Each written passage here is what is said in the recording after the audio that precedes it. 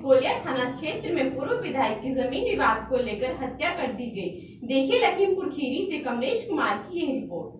संपूर्णा नगर खीरी थाना क्षेत्र त्रिकोलिया में पूर्व विधायक निर्वेंद्र कुमार उर्फ मुन्ना भैया की जमीनी विवाद को लेकर लाठियों से पीट कर हत्या कर दी गई। बताया जा रहा है कि विधायक की जमीन पर कुछ दबंग लोगों के द्वारा कब्जा किया जा रहा था, जिसका विरोध करने पर यह विवाद हुआ। दबंगों के द्वारा इनकी लाठी डंडों से पीट कर हत्या कर दी। इनका पुत्र भी मौके पर पहुंचा तो दबंगों द्वारा इसके साथ भी मारपीट कर उसे घायल कर दिया गया, जिसके बाद ग्रामीणों ने मौके पर ही दबंगों को पकड़ लिया। घटना की सूचना मिलने के बाद सीओ पलिया कला और थाना अध्यक्ष मौके पर पहुंचे, जिसके बाद इनके द्वारा ग्रामीणों को डराया व धमकाया गया और दबंग लोगों को ग्रामीणों के कब्जे से छुड़ाकर अपने साथ ले गए। इसके बाद ग्रामीण व परिजनों की मदद से पूर्व विधायक को गंभीर हालत में अस्पताल ले जाया गया, जहां इलाज के दौरान उनकी मृत्यु हो गई। मामले की गंभीरता को देखते हुए और जानकारी उच्च अधिकारियों को होने के बाद पुलिस अधीक्षक और जिलाधिकारी व आईजी लखनऊ रेंज मौके पर पहुंचे और मामले की जानकारी ली। इसके बाद सीओ पलिया कला को लापरवाही के चलते तत्काल हटा दिया गया। पूर्व विधायक की पोस्टमार्टम के बाद शव उनके परिजनों को सौंप दिया गया है। इस मामले में पूर्व मुख्यमंत्री अखिलेश यादव व बसपा सुप्रीमो मायावती ने गहरा दुख प्रकट किया है। इस मामले में पुलिस द्वारा हत्या का मामला दर्ज कर लिया गया है, लेकिन अभी किसी आरोपी की गिरफ्तारी नहीं हो पाई है। जिस प्रकार से विवाद में पूर्व विधायक की हत्या कर दी और पुलिस द्वारा कार्रवाई करने की जगह अपराधियों को संरक्षण दिया गया, उससे यह पता चलता है कि आज उत्तर प्रदेश में कानून व्यवस्था कैसी है। संजीव कुमार मुन्ना है, मैं पूर्व विधायक मुन्ना जी का बेटा हूँ। मेरी कुछ जमीन उड़वा अड्डे पे है, वो जो डिस्प्यूटेड है, केस चल रहा है। उस जमीन को जोतने के लिए पलिया के सेठ राधे किशन, उनके दोनों बेटे और पलिया का हिंदुस्तान का जो पेपर चलाता है धीरज, एक गुड्डू, 30-40-50 लोग अतरिया के लोग थे। इन लोगों ने जबरदस्ती जमीन जोती। मैं वहां जब हम लोग रोकने गए, मेरे पिता भी पीछे से पहुंचे, मेरे पिता को मारा, मुझे मारा, ऑन द स्पॉट मेरे पिता को मार दिया।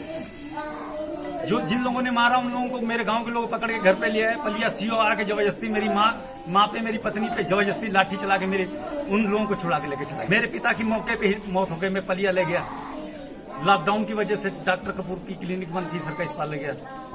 मेरे पिता की डेथ मौके पर हो गई थी। गांव पड़वा थाना संपूर्णा नगर में एक भूमि को लेकर दो पक्षों के मध्य विवाद था, जिसमें पूर्व विधायक श्री नरेंद्र मिश्रा जी भी पहुंचे थे। उसी विवाद में मौके पर हल्की फुल्की कहासुनी हुई। कहासुनी के दौरान माननीय विधायक जी गिर पड़े। उनको CHC पलिया ले जाया गया। वहां से उनको कपूर हॉस्पिटल ले जाया गया, जहां उन्हें ब्रॉड डेड घोषित कर दिया गया। अभी तक उनके जो शरीर था उस पर कोई जाहिरा चोट का ऐसा कोई निशान नहीं था। बाकी हम लोग मौके पे जा रहे हैं और तथ्यों के आधार पर कड़ी कार्रवाई की जाएगी। खीरी के थाना संपूर्णा नगर में त्रिकोनिया पड़वा गांव में एक जमीन को कब्जे को लेके पलिया के रहने वाले किशोर कुमार गुप्ता अपनी जमीन पर कब्जा लेने पहुंचे थे। मौके पर पूर्व विधायक निर्वेंद्र कुमार उर्फ मुन्ना और उनके सहयोगियों द्वारा विरोध प्रकट किया गया। विरोध और कहासुनी के दौरान मौके पर विधायक गिर गए। घायल अवस्था में उन्हें CHC पलिया ले आया गया, जहां पे उन्हें मृत घोषित किया गया है। प्रत्यक्षदर्शियों के अनुसार उनके शरीर पर कोई जाहिरा चोट नहीं पाई गई है। मौत का कारण पोस्टमार्टम के उपरांत ही स्पष्ट हो पाएगा। पुलिस अधीक्षक खीरी, एडिशनल SP खीरी मौके पर शांति व्यवस्था बनाए रखने के लिए मौजूद हैं। अग्रिम विधिक कार्रवाई की जा रही है।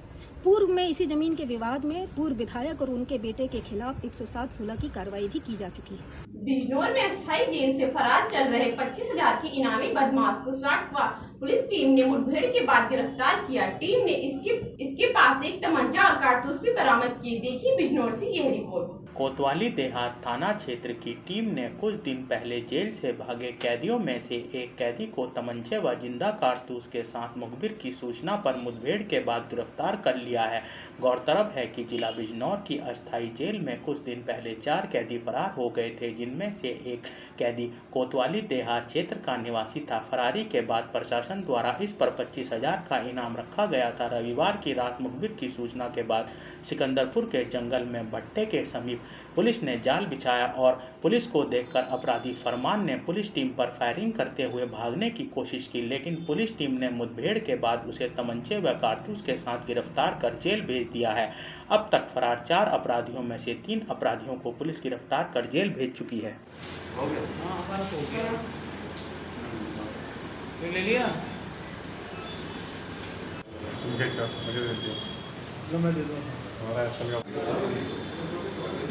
उत्तराखंड के 2 दिन के दौरे पर युवा कांग्रेस के राष्ट्रीय अध्यक्ष श्रीनिवास बीवी ने हरिद्वार प्रेस क्लब में पहुंचकर युवा कांग्रेस के रोजगार 2 अभियान की शुरुआत के बारे में जानकारी दी। देखिए हरिद्वार से नवीन कुमार की रिपोर्ट। उत्तराखंड के 2 दिन के दौरे पर पहुंचे युवा कांग्रेस के राष्ट्रीय अध्यक्ष श्रीनिवास बीवी ने हरिद्वार के प्रेस क्लब में पहुंचकर युवा कांग्रेस के रोजगार 2 अभियान की शुरुआत के बारे में बताया। उन्होंने भाजपा पर वादाखिलाफी का आरोप लगाते हुए कहा कि कांग्रेस सो रही सरकार को जगाएगी। श्रीनिवास ने कहा कि मोदी सरकार ने सत्ता में आते ही 2 करोड़ रोजगार देने का वादा किया था, परंतु आज बेरोजगारों की फौज खड़ी हो गई है। उन्होंने कहा कि उत्तराखंड राज्य निर्माण का आधार ही बेरोजगारी था। बेरोजगारी के कारण ही पर्वतीय जनपद के गाँव में युवा वर्ग ने रोजगार की तलाश में बड़ी संख्या में पलायन किया। महामारी के कारण बड़ी संख्या में प्रवासी युवा एक बार फिर बेरोजगार होकर लौटा है, लेकिन उत्तराखंड की सरकार के पास उसको लेकर कोई व्यवस्था नहीं है। त्रिवेंद्र सरकार बाहरी राज्यों के युवाओं को नौकरी देकर यहाँ के बेरोजगारों का हक मार रही है। इस वजह से राज्य का युवा आत्महत्या करने को विवश है। उन्होंने कहा कि कांग्रेस पूरे प्रदेश में बेरोजगारी के खिलाफ आंदोलन कर रही है। आज हमारे ऊपर कोरोना एक्ट में मुकदमा लिखे जाने के संबंध में उन्होंने कहा कि कांग्रेस के युवा डरने वाले नहीं है और युवाओं के अंदर जोश है। बीजेपी सरकार का हालत क्या है उत्तराखंड का एक नौजवान जानता है। इतनी उनके अंदर गुस्सा इतनी बड़ी लेवल पे भरी है, तो लोग इतने फ़ोन करके बताता है, लोगों मिलता है, बहुत बुरी हालत है। तो ये सरकार आने के बाद में 4 लोग को मात्र रोजगार दे रहा है, उसमें भी किस किस को दे रहा है? एक मेयर को बेटी को रोजगार देना यही इनकी बड़ी काम है क्या? और जम्मू कश्मीर से कोई शायद उनको देने। इनसे सरकार इस उत्तराखंड युवा के बारे में कभी सोचा नहीं है, ये सोचेगा भी नहीं। क्यों? तो ये टेलीविज़न सरकार है, ये सरकार को कोई विजन नहीं है। विजन होता था। आज सबसे ज़्यादा कोई परेशान है इस उत्तराखंड का एक युवा, वो कैसे जी रहा है उनके घर पे जाके देखना पड़ेगा। लगातार लास्ट 4-5 महीने से कोविड के वजह से किसी के पास पैसा नहीं है, जो पैसे थे सारी खत्म हो चुका है। अभी भी बिजनेस स्टार्ट नहीं हो चुका है, टूरिज्म बिजनेस। लोग कैसे जी रहे हैं उसके लिए कोई पैकेज के बारे में इनके सोचने का समय नहीं है। सरकार है कि छोटा स्टेट है, या सारे युवा के लिए उनके खाते पे भी पैसा डाल सकते थे। गरीब मजदूर लोग के लिए 7,500 रुपये 6 महीने डाल सकते थे। खबरों में अभी के लिए इतना ही। देखते रहिए HC न्यूज़।